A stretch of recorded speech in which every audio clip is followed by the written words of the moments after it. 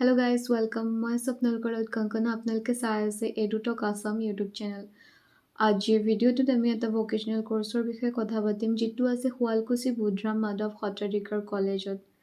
আৰু কোৰ্চটো হৈছে fashion technology. আগৰ ভিডিঅ'টো যদি চাইছে তেনেহ'লে গম পাব যে সেম কলেজৰ ওপৰতে ভিডিঅ' বনাইছিলোঁ যিটো এটা ভকেশ্যনেল কোৰ্চ আছিলে এনিমেশ্যন আৰু গ্ৰাফিক ডিজাইন কোৰ্চ। সেইটো আপোনালোকে চাব পাৰে। গতিকে আজিৰ ভিডিঅ'টোত আমি কথা পাতিম যে ফেশ্বন টেকনলজি কোৰ্চটো আচলতে কি হয়, ইয়াৰ এলিজিবিলিটি ক্ৰাইটেৰিয়া কি, কোৰ্চ ডিউৰেশ্যন, ফিজ ষ্ট্ৰাকচাৰ, লগতে এডমিশ্যন প্ৰচিডিউৰ বিষয়ে কথা পাতিম আৰু হোষ্টেলৰ এলিজিবিলিটি, ফিজ ষ্ট্ৰাকচাৰ আৰু শেষত আমি কথা পাতিম যে এই কোৰ্চটো কমপ্লিট কৰাৰ পিছত আপোনালোকে জবৰ বাবে ক'ত এপ্লাই কৰিব পাৰিব। গতিকে ভিডিঅ'টো গুৰুত্বপূৰ্ণ হ'ব, সেয়েহে ভিডিঅ'টো স্কিপ নকৰাকৈ সম্পূৰ্ণকৈ চাব। আৰু আজি যদি আপুনি প্ৰথমবাৰৰ বাবে চেনেলটোত আহিছে তেনেহ'লে চেনেলটো ছাবস্ক্ৰাইব কৰিব নাপাহৰিব আৰু কাষতে থকা বেল আইকনটো প্ৰেছ কৰিব যাতে এই ধৰণৰ মই যেতিয়া আপোনালোকৰ বাবে নতুন নতুন ভিডিঅ' লৈ আহোঁ আপোনালোকে চাব পাৰে। গতিকে আহক ভিডিঅ'টো আৰম্ভ কৰোঁ। ফেশ্বন টেকনলজি কোৰ্চত কি শিকোৱা হয়? প্ৰথমে শিকোৱা হ'ব ফেশ্বন ডিজাইন ফাণ্ডামেণ্টেলছ, য'ত থাকিব ফেশ্বন ডিজাইনৰ বেচিক্স যেনে ডিজাইন প্ৰিন্সিপলছ, ইলাষ্ট্ৰেশ্যন, স্কেচিং আৰু পেটাৰ্ণ মেকিং। তাৰপিছত থাকিব টেক্সটাইলছ, বিভিন্ন ধৰণৰ ফেব্ৰিক্স, পেটাৰ্ণছ আৰু টেক্সচাৰ কিদৰে ফেশ্বনত ব্যৱহাৰ কৰা হয় সেয়া শিকোৱা হ'ব। গাৰ্মেণ্ট কনষ্ট্ৰাকশ্যন, কাপোৰ নিৰ্মাণ কিদৰে কৰা হয় তাৰ ওপৰত ইন-ডেপথ নলেজ দিয়া হয়।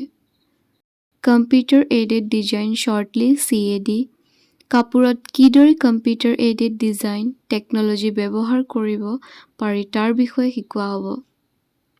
প্ৰেক্টিকেল এক্সপিৰিয়েঞ্চ, পৰ্টফলিঅ'ত এড অন কৰিবলৈ হাতে কামে কিছুমান প্ৰজেক্টত এক্সপিৰিয়েঞ্চ লোৱাৰ সুবিধাও দিয়া হয়।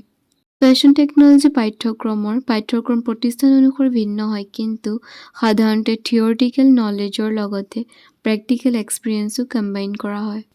Eligibility criteria, higher secondary pass from any recognised university, অৰ্থাৎ যিসকলে কোনো ইউনিভাৰ্চিটিৰ পৰা 10+2 পাছ কৰিছে তেখেতসকলে এই কোৰ্চটোৰ কাৰণে এপ্লাই কৰিব পাৰিব। Seat capacity, maximum seat capacity হৈছে 50 আৰু মেৰিট অনুসৰি ষ্ট্ৰিক্টলি নামভৰ্তি কৰোৱা হয়।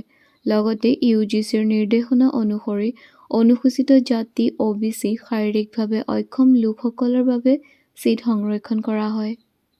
Course duration, B.Voc in fashion technology কোৰ্চটোৰ ডিউৰেশ্যন হ'ব 3 বছৰ।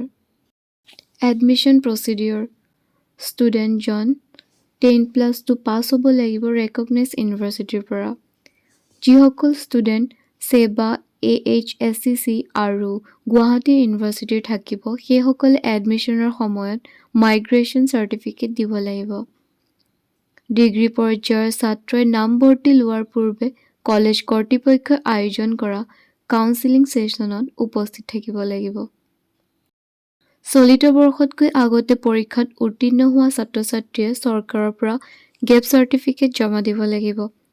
এডমিশ্যনৰ সময়ত marksheet, pass certificate, age certificate, caste চাৰ্টিফিকেটৰ অৰিজিনেল কপিজ লগত ৰাখিব লাগিব।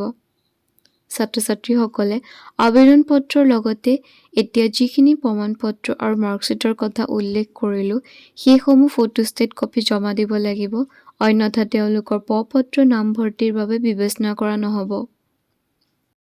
এজন প্ৰাৰ্থীয়ে আবেদন প্ৰ-পত্ৰ জমা দিয়াৰ সময়ত অভিভাৱকৰ স্বাক্ষৰ সহ অভিভাৱিকা ঘোষণা পত্ৰ অৰ্থাৎ গাৰ্জেন ডিক্লেৰেশ্যন ফৰ্ম জমা দিব লাগিব। ফিজ ষ্ট্ৰাকচাৰ, 9,500 বছৰি আৰু অন্যান্য ফিজ যেনে admission fees, tuition fees, counselling fees, university fees আদি এই চাৰ্টখনত দিয়া হৈছে, ভিডিঅ'টো পজ কৰি চাব পাৰে।